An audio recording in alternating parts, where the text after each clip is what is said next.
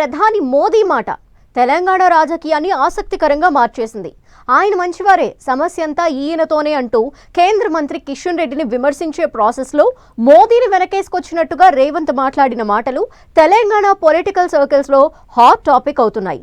ఢిల్లీలో మోదీని కొలిసొచ్చిన తర్వాత రేవంత్ వైఖరిలో మార్పు కనిపిస్తుందన్న గుసగుసలు తెలంగాణ పాలిటిక్స్ ని మరింత ఆసక్తికరంగా మార్చాయి. దీంతో కాంగ్రెస్ లోనూ చర్చ మొదలైందట. కారణం ఏంటా అని ఆరా తీస్తున్నారట.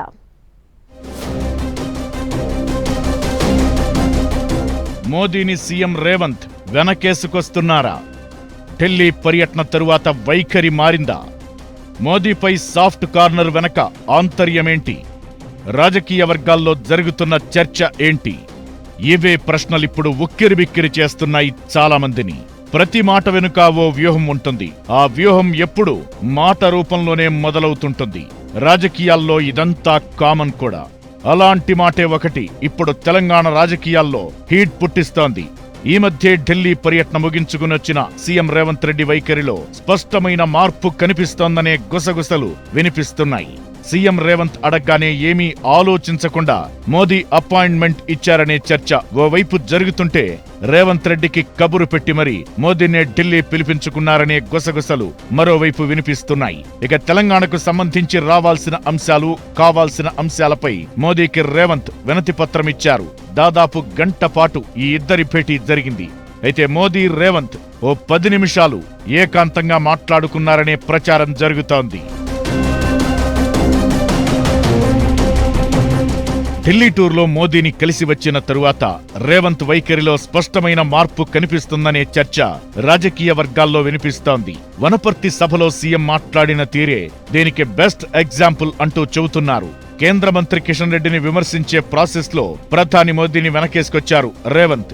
మోదీ మంచిగానే ఉన్నారని, తెలంగాణపై సానుభూతితో ఏదైనా మంచి చెయ్యాలని అనుకుంటున్నారన్న రేవంత్ కిషన్ రెడ్డి ఓర్వలేక అడ్డుపడుతున్నారంటూ విమర్శించారు. తెలంగాణకు కిషన్ రెడ్డి సైంధవుడిగా మారారంటూ ఘాటు వ్యాఖ్యలు చేశారు.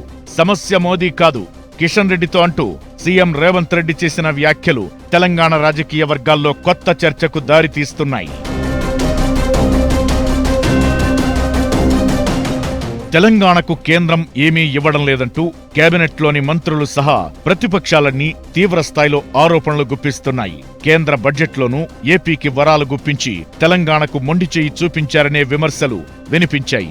విభజన సమస్యలతో పాటు తెలంగాణ నుంచి ఏమడిగినా సరే మోదీ పట్టించుకోవడం లేదని అధికార పక్షంతో పాటు విపక్షం కూడా విరుచుకుపడుతోంది. అయితే సీఎం రేవంత్ మాత్రం ప్రధాని మోదీని వెనకేసుకురావడం ఇప్పుడు ప్రతి ఒక్కరిని అవాక్కయ్యేలా చేస్తోందట.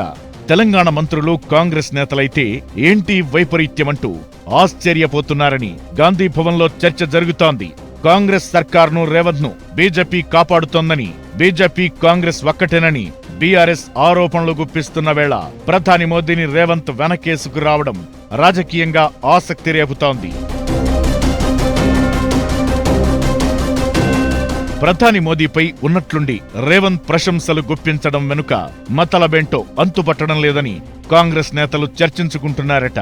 హఠాత్తుగా సీఎం రేవంత్లో మార్పెందుకొచ్చింది, మోదీని ఎందుకు వెనకేసుకొస్తున్నారనే ఆలోచనలో పడ్డారనే టాక్ వినిపిస్తోంది.